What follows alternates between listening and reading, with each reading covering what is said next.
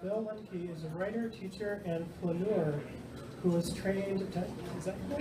Flaneur. I'm going to have to look that up later. A flaneur who was trained at a young age to defend St. Paul at all costs. He blogs at Twin City Sidewalks, co-founded the urban design website streets.mn, and is a member of the St. Paul Planning Commission. He teaches urban geography at a few different universities around the metro, and his research specializes in urban planning, biking, and walking. He lives on the west side, where he enjoys the wind chimes, walks up the bluff, and the ever-changing seasons. Please welcome Bill.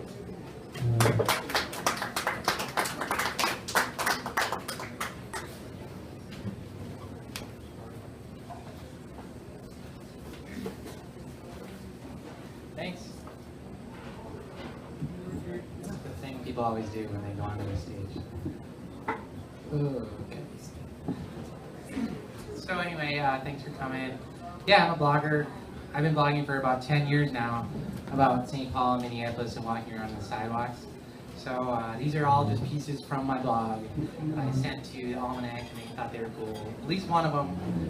So one piece is in the Almanac, and it's about the East Side and this cafe that I was introduced to. It's super old, called Sirlin's Cafe. It closed this last year. It's on Payne Avenue. So anyways, I'm going to read that and then a couple other pieces from my blog. So thanks for listening. Anyway, this first one's called Ode to Sirlin's Cafe. Tomorrow is the last day of operations for Sirlin's Cafe, a breakfast/lunch diner up at the top of Payne Avenue on St. Paul's East Side. Payne Avenue is a special place. It's easily the most contiguous stretch of century-old building facades in the Twin Cities. Walking down Payne Avenue, you can really imagine what the street might have looked like in the streetcar era. There used to be a lot of streets like this back then, with 2- or 3-story mixed-use buildings with cornices, windows, narrow frontages, and a diversity of entrances. But during the post-war era, most of them were badly eroded by parking lots or strip development. Payne Avenue, though, tucked away north of the Old Hams Brewery, far from the economic and social centers of the Twin Cities, is out of sight and mind. It managed to escape and survive, and reminds me a bit of Cincinnati's gorgeous over-the-Rhine neighborhood, historically beautiful and economically depressed.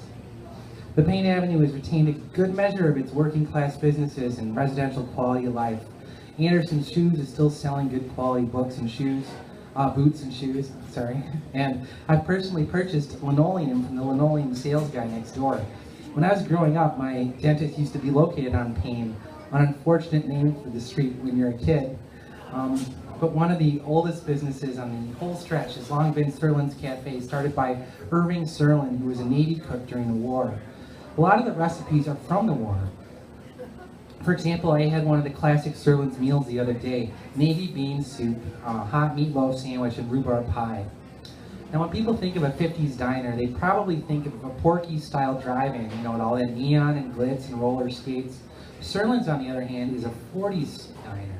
It's a completely different kind of experience. And going to Sirlin's, you can begin to imagine what it might have been like during the Depression and during the war. In fact, eating old school food is a bit odd for my generation. The foodie revolution, which actually is now all over Payne Avenue, but the foodie revolution emphasizes everything that old school food rejected. For example, local sourcing, handmade ingredients, moving away from sugar and refined products. On the other hand, I imagine Navy food to come in large bulk crates, all labeled U.S. government beans. It's a bit like Andy Warhol might have been. I imagine Wonder Bread, you know, and sugar and spice-free palate. I imagine Spam. Contrast that with the new Payne Avenue restaurant, Ward 6, which has a whole different concept of food. You know, and since Irving died, the business has been run by, quote, the boys. Irving's 2 stepsons, who are now in their 60s. Apparently, the boys have been looking for a buyer for the place for some time. One of them explained to me that he was looking forward to retiring, quote, because he's never been to Mount Rushmore. Everything about Sirlin's is from another era, not likely to be recreated ever again. The booths are small, with small cushions and straight-backed wooden seats. They're not comfortable at all, but they're entirely practical. Credit cards are not accepted, but you're welcome to go to the ATM at the Super America nearby. When you sit down, they ask you, quote, do you need a menu? Most people don't. The walls are covered with St. Paul patriotism, strange food collages, framed newspaper clippings, and Christmas cheer. There's the inevitable Herb Brooks picture, the photo of a 1992 St. Paul Winter Carnival Ice Palace, which was the best one, as we all know. A faded collage of East Side businesses from 20 years ago, including the Whirlpool factory and Mr. Movies. Everyone at Serlin's the other day seemed a bit sad about the clothes. They finally found a buyer, a couple that one of, quote, the boys kept saying were, quote, 30-year-olds. As if it was a miracle, Payne Avenue is amazing, but it won't be the same without its real 40s diner. So that's that story. You know, like, one of the guys who bought the place actually went to high school with me in Henry Sibley High School. So they're my age guys who are buying the joint, and now it's up again. It's called Cook St. Paul. So you should all go check it out. I haven't been there yet myself, so I feel a little embarrassed telling you to go. But yeah, check it out. I think it's back, but it's slightly different. It's not the same, but hopefully the food's better.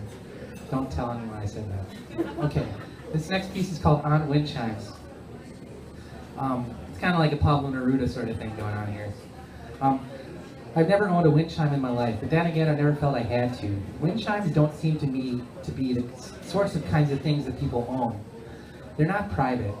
Rather, I believe people harbor them, they host them, and that they belong properly to the neighborhood of some territory, of sonic territory. There are 2 wind chimes in my life right now. I couldn't be happier. Wind chimes are an invitation, a crack in the wall to the outside world.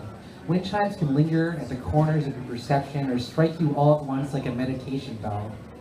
Wind chimes stretch their sounds out like small fingers to beckon through your window, drifting mysterious songs around corners, down alleyways, past porches and houses, like fog lingering on drains, licking tingling tongues into the corners of the evening. They chime only sometimes, when the wind blows just particularly. Constantly changing, repeating, never repeating, atonal chords forming invisible bonds of attention. Wind chimes reveal why porches were made. I still remember my favorite wind chime of all time, a moment in time that caught me by surprise. I was walking westward from St. Paul to Minneapolis along Como Avenue in St. Anthony Park. There's a long hill sloping down from a little neighborhood node, descending towards the border between the 2 cities. On top of the hill sits a Lutheran seminary, its vast green fields running up towards a reclusive and unapproachable building perched like an owl on the hill. Opposite runs a wide sidewalk lined with tall green hedges and tasteful grand houses, with rich views of the urban expanse that opens flatly out to the west.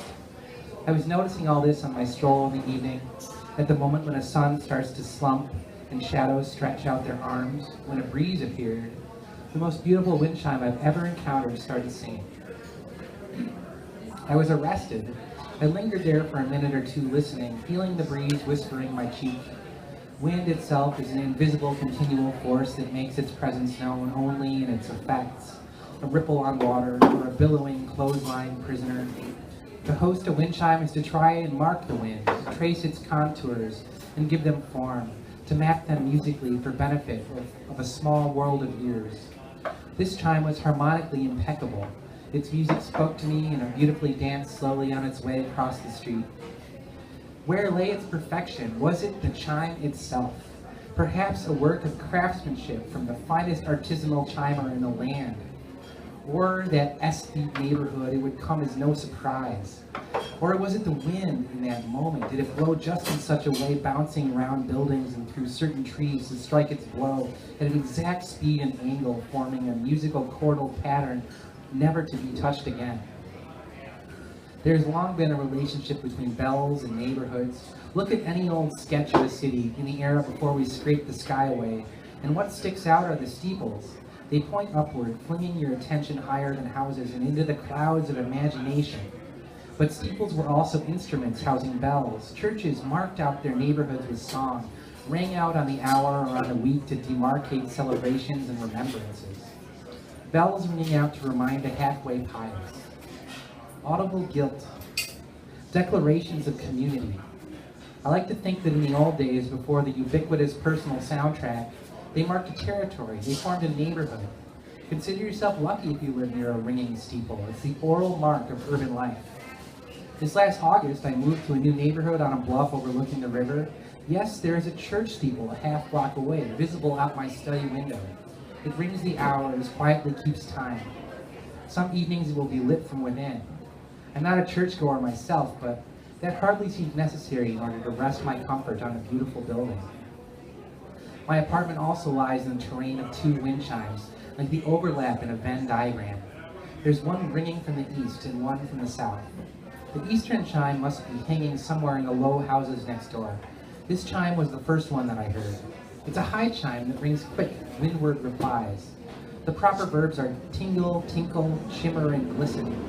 Even in the winter, I can hear its chime faintly through my doubly closed window, and it reminds me that there is a world outside waiting for me.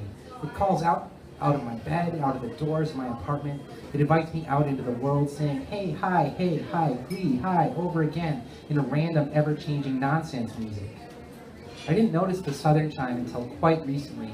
One night when I was out on my back porch overlooking the back ends of the homes that close around my tall backyard cottonwood tree like a nest. This chime was low and long and lingering, slow repeating clustered tones.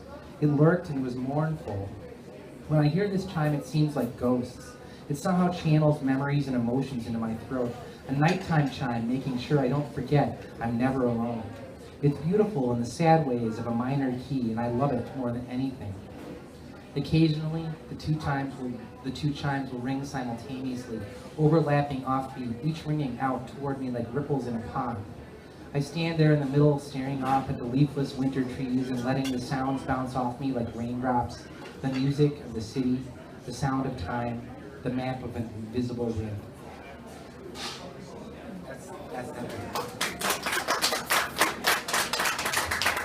Alright, so this last one's kind of a doozy, so just bear with me. It's called 9 Thoughts You Have While Doing a Bike/Walk Traffic Count in a Vacant Lot for 2 Hours. Statistics are important. They drive our built environment. Statistics shape the solutions that cities put in place, magnifying budgets and creating the ideological space for what's possible in city institutions. In other words, without statistics, it's really hard to get any money. That fact is a problem for non-motorized transportation, because acquiring statistics about cars is relatively easy. You simply put down a few strips of rubber one morning, wait until the evening to pick them up, and voila, you've completed a, quote, traffic study, quote, which can be used to justify all kinds of, quote, solutions to, quote, problems, quote, you just identified. Nota bene, it's probably not as easy as I make it sound or whatever. On the other hand, getting hold of statistics for non-cars is quite difficult, because people, bicycles, and buses aren't very predictable. There are a few options. You can use cameras, but that's expensive and time-consuming. Someone has to watch them. Another option is rigorous surveys, but that's also expensive and usually only happens through intrusive, long-form style census data. That's why Minneapolis and St. Paul's annual bike and walk counts are so important. They provide valuable data that advocates, politicians, and city staff can use to justify and demand better bike lanes and sidewalks. They provide much-needed feedback in the process of changing our streets, something we can point to on a chart or a graph. We've been doing this in the Twin Cities since 2007, and it's pretty rare for a U.S. city to have such good set and longitudinal numbers. So you can tell I'm a nerd. So this year, for the first time ever, my friend and colleague Ruben rudely tricked me into participating in this year's bike/walk count using a highly dubious ask over Twitter. And the tweet he tweeted me was something like, hey Bill, is it better to count bikes at Cesar Chavez or at the High Bridge? And I'm like, well, Cesar Chavez seems more interesting. And he's like, great, you're signed up. So he tweeted me this, and being a fool, I answered his question. And like that, I was sitting in a vacant lot on the corner of Robert Street and Cesar Chavez on the west side of St. Paul for 2 hours on a lovely Tuesday afternoon in September. Believe it or not, 2 hours is a long time to spend sitting in a vacant lot, staring at a traffic light. You think a lot of thoughts, some good, some bad. I wanted to share them with you. My rewards were surprising, my frustrations were profound. My hope is that time was well spent, if not for the valuable information tallied on my makeshift sheet, then at least for the existentialism. Honestly, bike/walk counts are very important. Everyone should sit in a vacant lot and watch a street corner for an hour or 2 hours. A lot happens, and I highly recommend it. So thought number one, quote, there are a shit ton of cars, and I don't know if this is okay to say, but in general, I try to avoid profanity on this blog. But there's not really a word in the contemporary English language that can capture the sublime terror, the awareness that dawns on you like nausea as you sit on a busy corner during rush hour other than, quote, shit ton. It's a Niagara of hopelessness. They just keep coming on and on without end. Then every once in a while, like a weed in a cornfield, you see a person walking. It's a thrill. They have a face and hands and clothes and are carrying something. What is it? It's fast food. The electric thrill passes away as they disappear around the corner, replaced again by the endless numbness of